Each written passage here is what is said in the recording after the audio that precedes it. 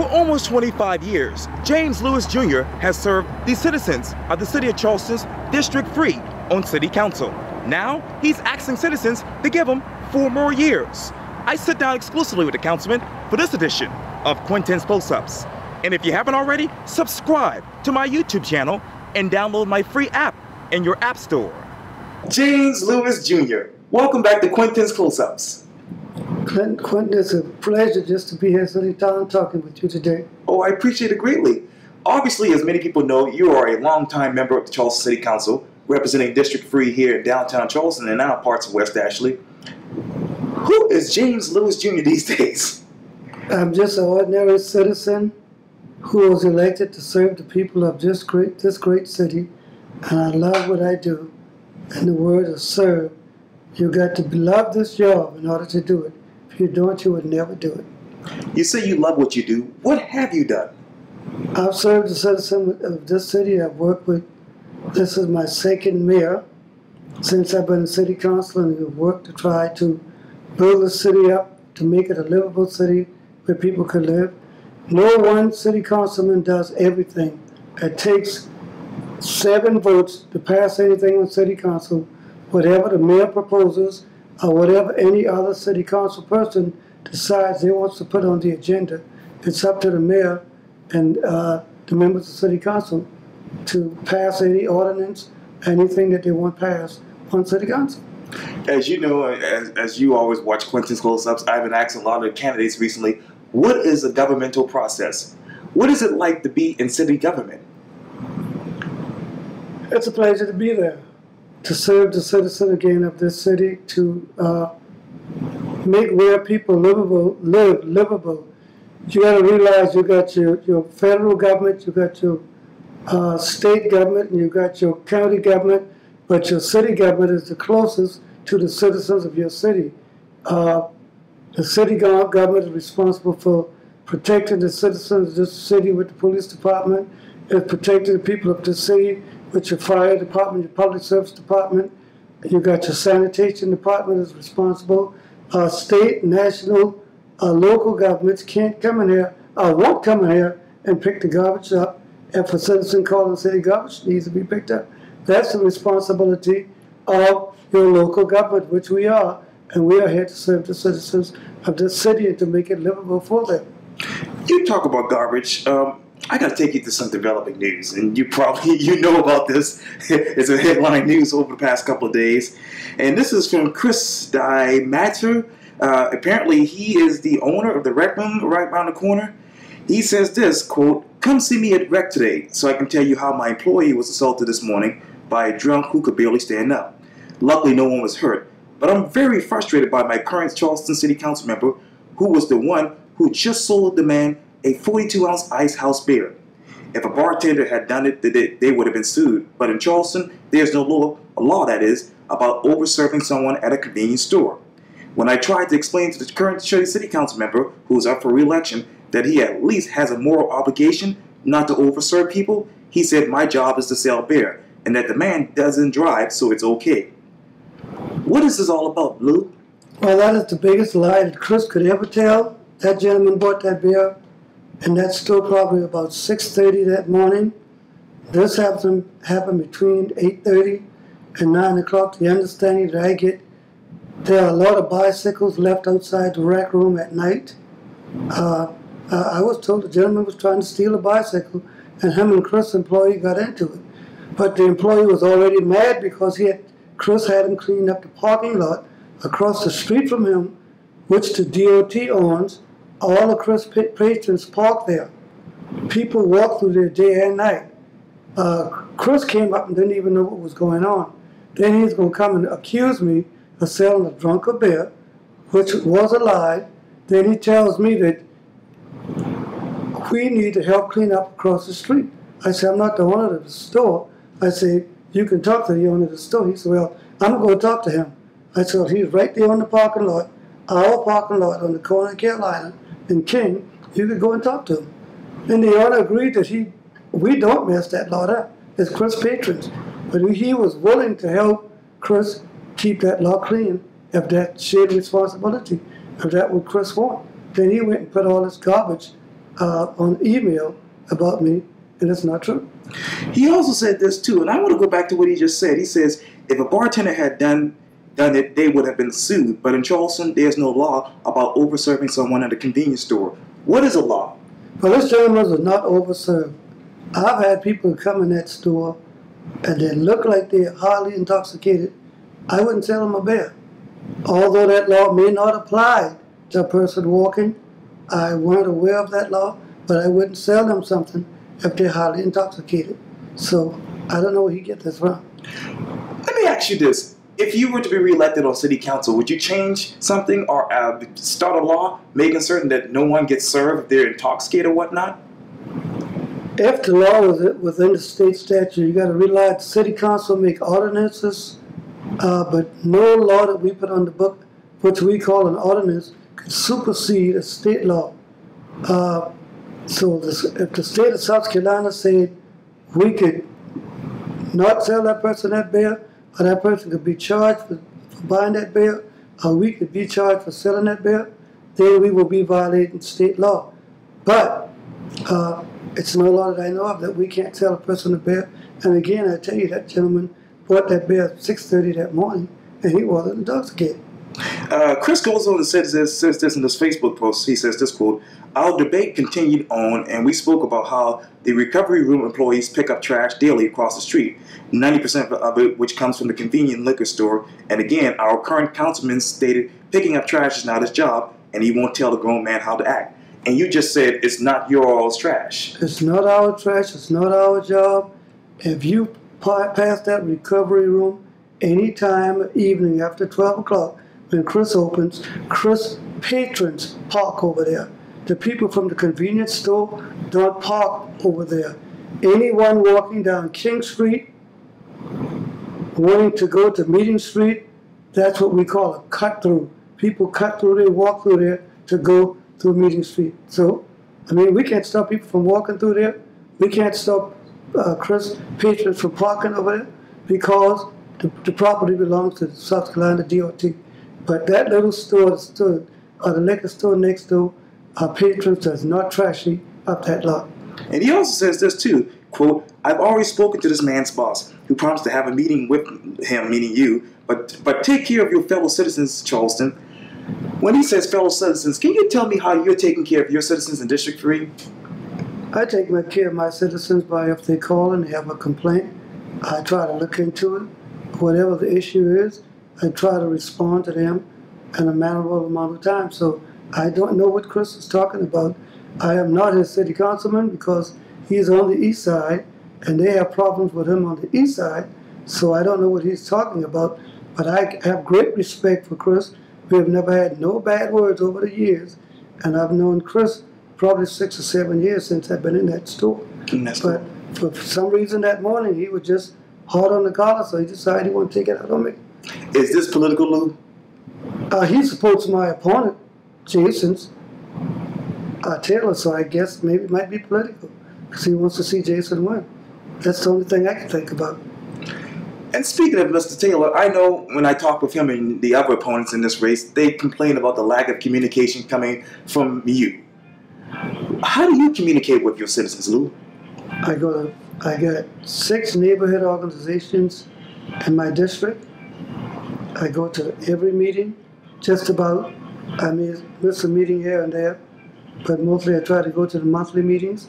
If my constituents call me about something, I try to return their phone call. But these guys want me to be on Facebook and social media and all that. That's not communicating with your constituents, because the majority of the constituents are not on Facebook. The majority of the constituents are not on social media. They'll either call you, email you, or text you, and I try to respond to that. So that's what I do. And not getting into anyone's business, what are they communicating with you now when it comes to problems in District 3? Well, I don't get a lot of communication. I mean, in District 3, like I said again, people might call me about a garbage pickup. People might call me about sometimes what they think is crime in the neighborhood. And when they call me, I'll call my team lieutenant and say, look at it, check it out, see what you can do, what's going on. If it's something the sanitation department needs to do, I'll call the head of sanitation and business division to make sure that they take care of it. If it's a drainage issue, I'll call stormwater and see what, we got big drainage problems in the city, and some of the things people think that we could solve right away, it's not solvable. But we try to make it as comfortable as we can for the citizen to live. Drainage problems. What type of drainage problems are you having in District 3, Lou? Well, we just like anybody else. We live below sea level. Certain areas when it rains, I get high tide, it floods. I've been able in the last few months to get City Council to put some money in the budget so we could solve this flooding problem on the corner of Hugie and King Street, which has been there for 40 years. But finally, with this administration and this City Council that we have now, we were able to put the money in the budget, and sometime by next summer, I think you'll see a big difference on the corner of Hugie and King Street. You talk about the difference. What is the biggest difference of drug crime in District 3 when you started 25 years ago as a councilman to right now? Well, I think crime is a whole lot better. District 3, we had a lot of drug problems. People were afraid to sit outside on the porch, elderly people. But District 3 overall doesn't really have that much crime no more. And when I say District 3, I just don't mean the inner city, but I mean the parts of Ashleyville, Maryville, and West Oak Forest, which is a part of District 3. Lou, what is the future of Maryville, Ashleyville, in your mind? I think it's going to be a good livable, it is livable, and it's going to continue to be good livable neighborhoods to live in. It got some good people, and I don't think they're going nowhere. The city has worked with the people in Ashleyville. We have done Higgins Pier back there. Right. We're in the process of building a brand new park back there. Right now on Bender Street, we have built some housing for sale back there for low to moderate income people who wants to buy it and live. So I think it's going to be a good livable city area, and it's going to continue to be that way. Well then, what is the quality of life in District 3? I think the overall quality of life in District 3 is great. And when you say livable neighborhoods, how do you describe that to the average citizen? You're not afraid to go to the store, to walk the street. You're not afraid to be in your house at night. You don't worry about crimes, people breaking in your house at night. Police officers in District 3 and Team 4 and in Team 1 and parts of Team 2 are visible in the neighborhoods to make sure to keep crime down. Now, I went back and did my research from 4 years ago, and I know you sent this message out to your supporters and citizens of District 3 at the time, and you said this, quote, "As November 3rd approaches, here's what you can expect from me in the next 4 years as your city councilman. Continue to work with local law enforcement and other agencies to keep crime down. Finish the Crosstown Basin Drainage Project." Let me stop there, Lou. Where are we with the Crosstown Basin Drainage Project in your mind? I think that project has about 3 to 4 more years to be completed. As you know, it's been in the newspaper with the cost of tools and the cost of things. The price on that project went up, and we somehow end up $40 million under budget. But the city, the mayor and city council is working on trying to get that money to solve that flooding problem over there. And it won't only solve the September Crossway flooding, but it will solve from there all the way over to Hampton Park. All those drainage problems over there will be solved once this is completed. Now, how much did the price go up? All I can tell you is that we have $40 million in the hole, on the budget. And where's this money coming from, Lou?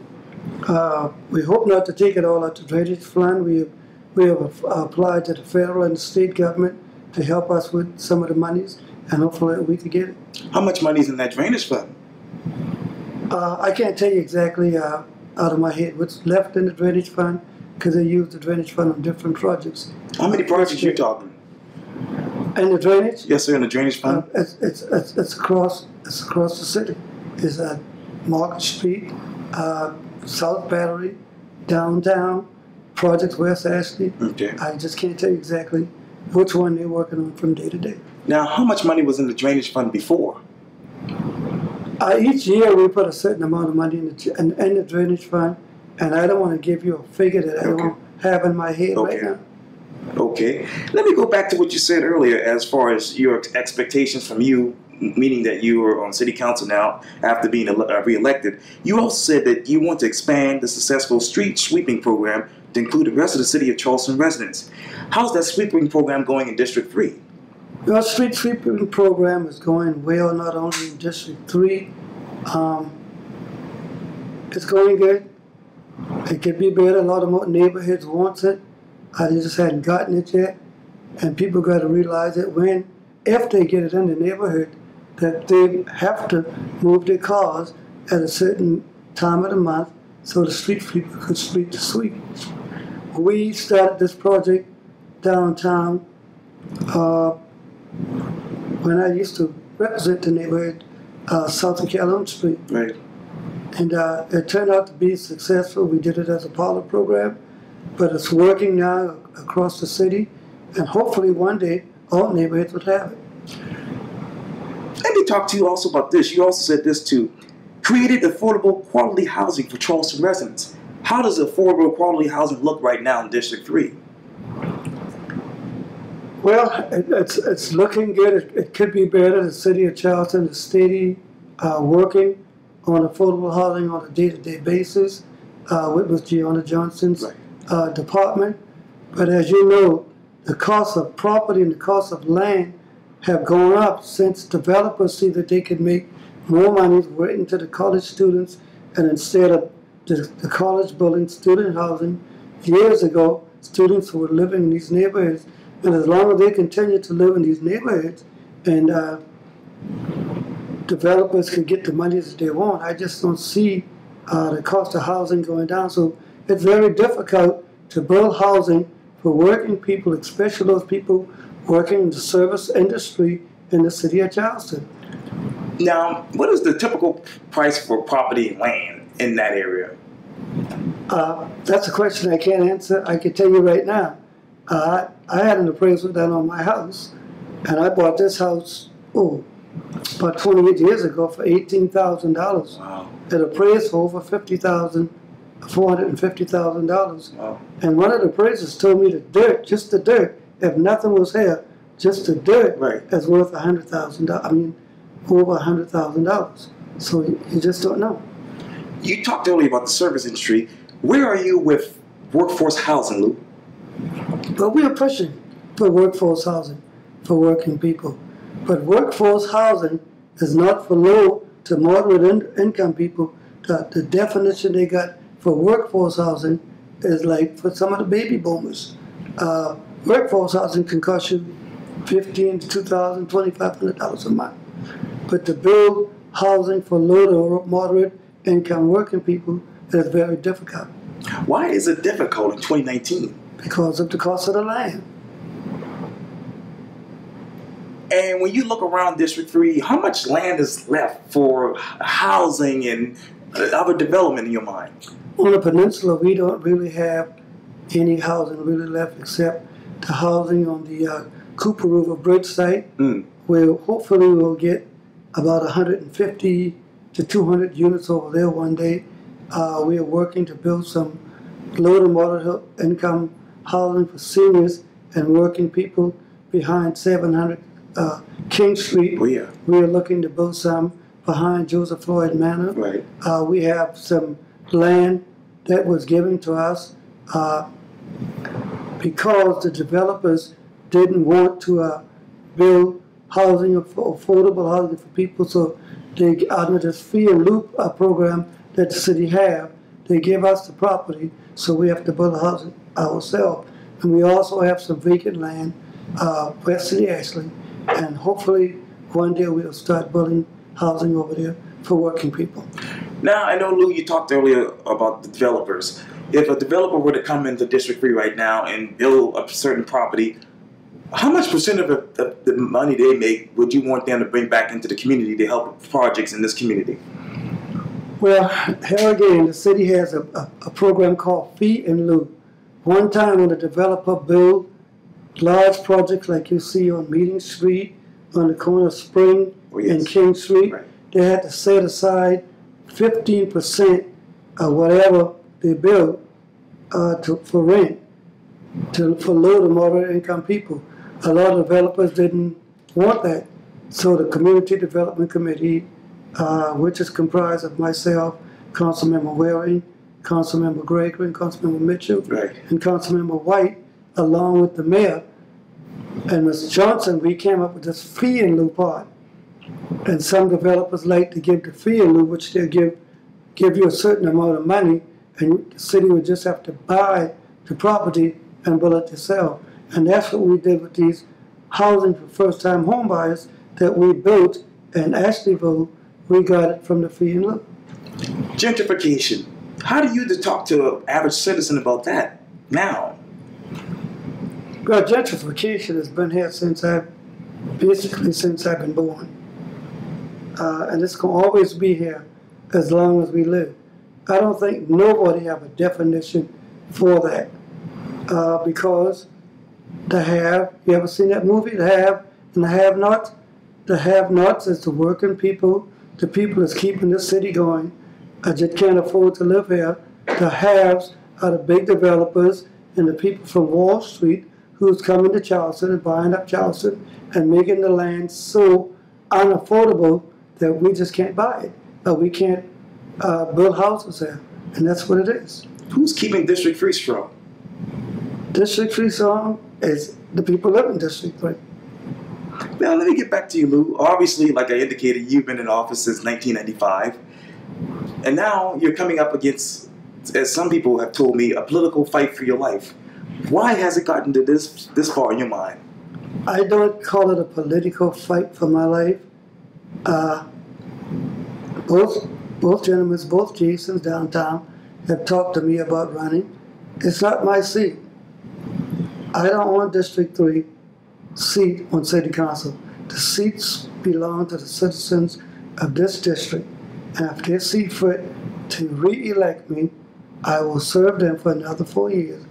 If they don't want me to elect someone else, then that's what it's going to be. Why should they re-elect you? Because I'm a servant. I serve. I know what the needs are in the city. I try to work with the mayor and members of City Council to address the problems that we have in the city.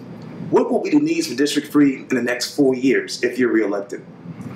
The needs of District 3 would be just like it is in District 1, District 5, District 7, District 9, solving the issues of flooding, continue to give basic service, continue to give good service for the police department and the fire department, and those are the services that people looking for basic service.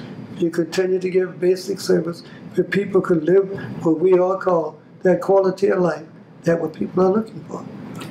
James Lewis Jr., thank you so much for your time. And again, welcome back to Quintin's Close-Ups. The award-winning Quintin's Close-Ups. Yes, and it's good to be here, Quintin. Yeah, I appreciate it. And I was happy to see when you got that award. Yes. When they had the Martha Black History Month a couple of years ago at the Citadel. Yes, sir. And you well deserve it. Thank From you. what I learned that night, you don't only interview people in the city or the county, but you go all over the state of South Carolina. I do. God bless you, young man, for what you do. Thank you. Likewise. Thank you. You're welcome.